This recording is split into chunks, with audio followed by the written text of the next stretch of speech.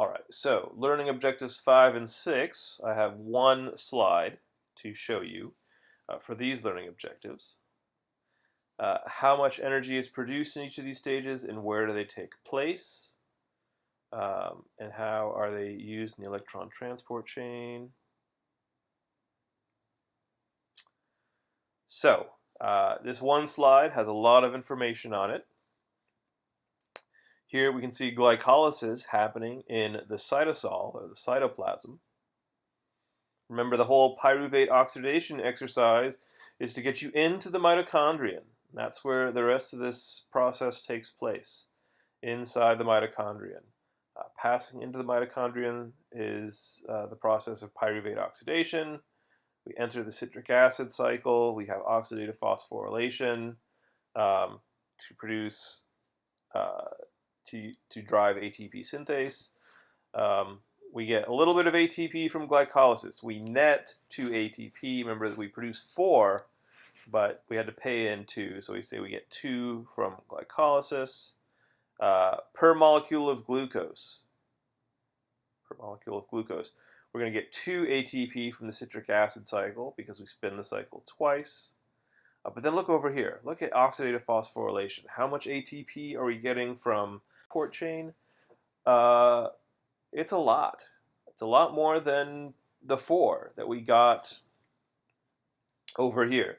So the process, your results may vary a little bit in terms of how many ATP you get from oxidative phosphorylation, but it is a boatload compared to these other two processes. So why do we even do these other two processes? Well, we have to because they provide the electrons through NADH and FADH2 that drive oxidative phosphorylation. So this process produces some ATP. An organism can live by producing twice as much ATP as they invest because they still have a surplus. Driving the citric acid cycle is also going to give you ATP that you didn't have.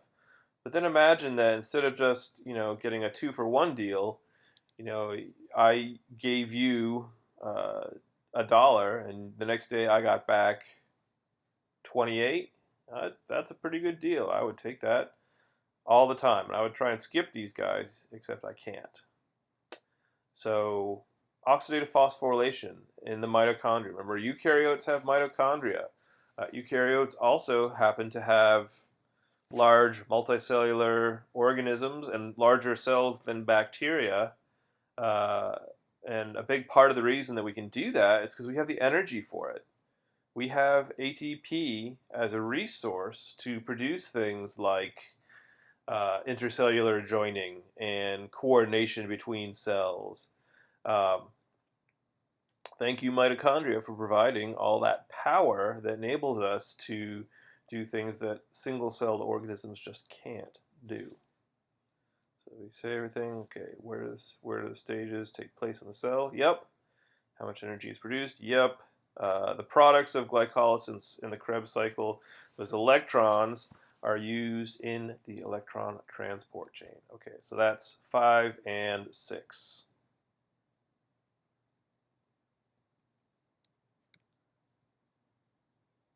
Learning objective 7 is about what happens when we don't have oxygen around. Remember, oxygen doesn't come in till the very end of this whole process. It is the last thing that happens, is that oxygen gets consumed. But sometimes we experience anaerobic conditions. So let's see what happens in those situations. So first, let's talk a little bit about carbon dioxide, that gas that we're breathing out. Where did we see carbon dioxide being produced? It was in pyruvate oxidation and in the Krebs cycle. Where did it come from?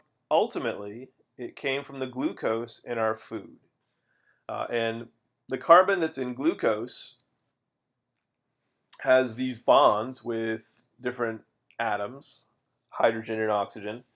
And those bonds store potential energy. So why is carbon dioxide the waste product? Why can't we do anything with carbon dioxide? Well, it turns out that if you look at the carbon in carbon dioxide, it's very highly oxidized. This carbon atom is sharing two covalent bonds with two different oxygen atoms. Remember, oxygen is very electronegative, very greedy for electrons, so it's going to pull electrons towards it. And so this carbon atom is going to be like, it's like it don't have any electrons at all. So that carbon is very oxidized, so it's not really able to, its electrons can't really do any work because they're not really there very much. So oxygen, this is an important feature of aerobic cellular respiration. Oxygen is only consumed at the very end, and the oxygen is converted to water. So in oxygen gas, O2, two oxygen atoms are double bonded to each other. Now, because the two oxygen atoms are equally electronegative, the sharing of the electrons in these covalent bonds is very even. It's equal because there's no difference between this oxygen atom and this oxygen atom. They're pulling just as strongly on those electrons, but they would really like to have more electrons around each of them. So when they pair up with hydrogen atoms, they can do that. So the oxygen in water is reduced relative to the oxygen atoms in oxygen gas. Okay, so there's a meme that was on the internet, which I saw fit to modify.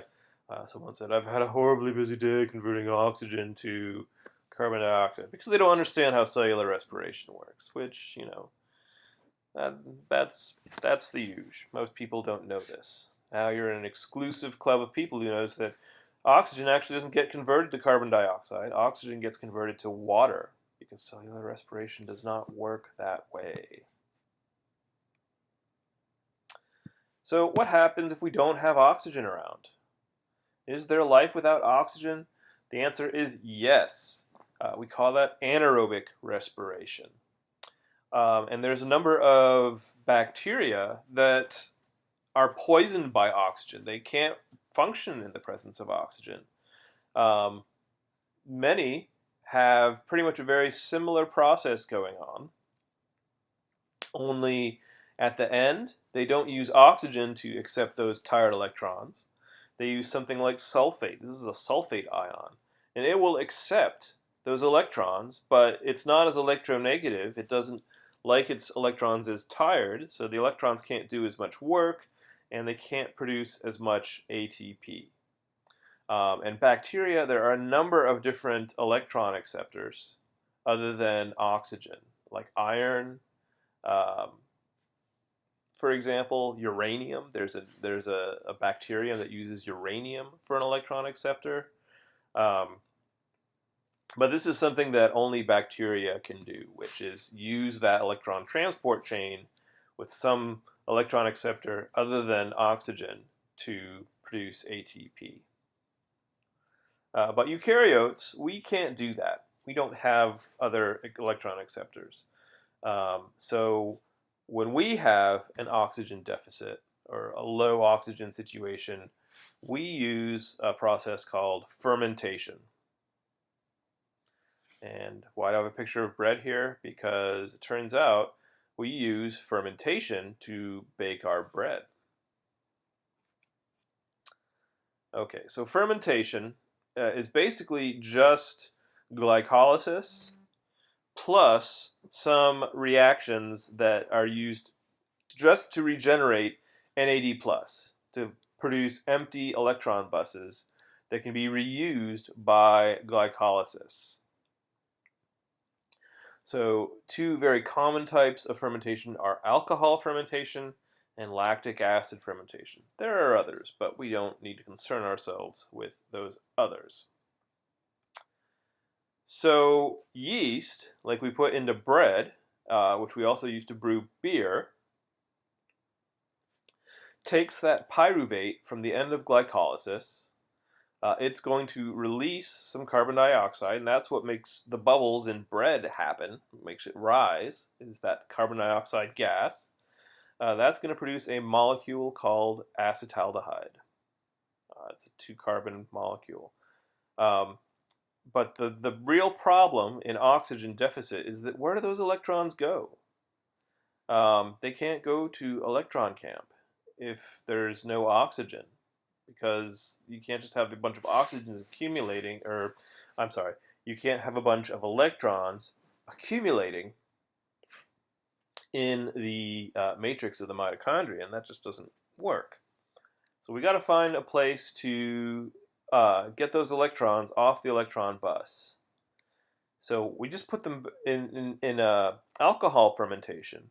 We just put those electrons back onto what's left of pyruvate, onto acetaldehyde. And what does that form? That forms ethanol, or ethyl alcohol, which is the alcohol that's in beer, wine, and can be distilled to form things like whiskey and vodka and gin and things like that. So that's where we get ethanol from. It's a waste product that is produced when there's no oxygen around. So no oxygen means no oxygen acceptor, which means no electrons getting off the electron bus, which means no glycolysis. And that's bad.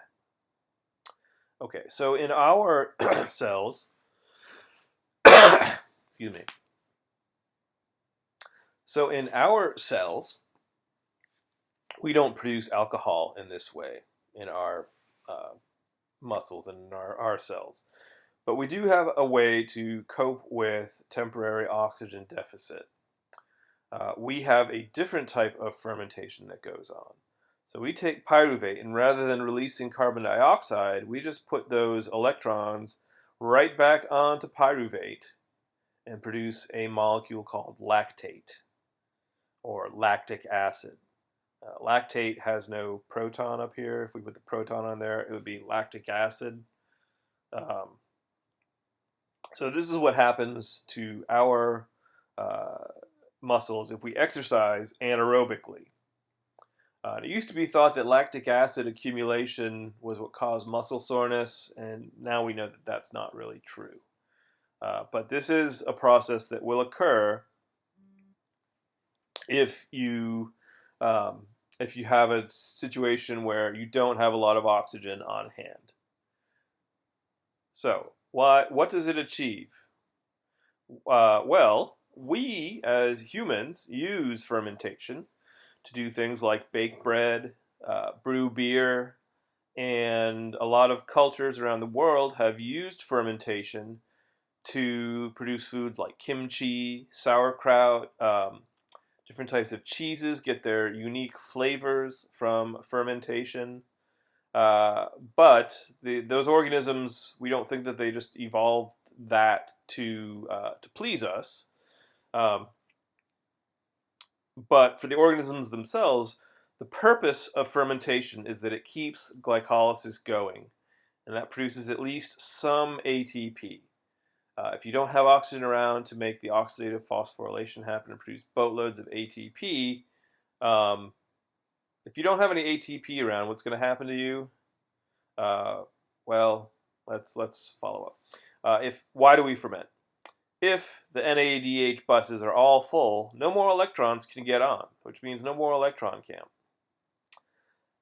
So, it's like if you're waiting for the Tiger Transit, waiting for the bus, and that bus is completely full, it might as well not be a bus. It might as well not be there. As far as you're concerned, that's not a bus, right? Unless someone gets off and you can get on, then it's a bus for you.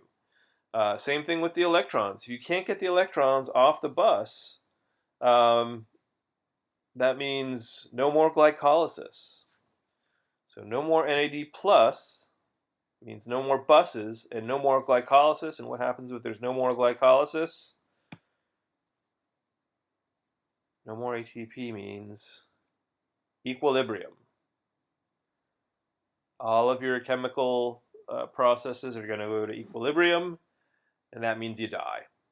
So fermentation is a better alternative.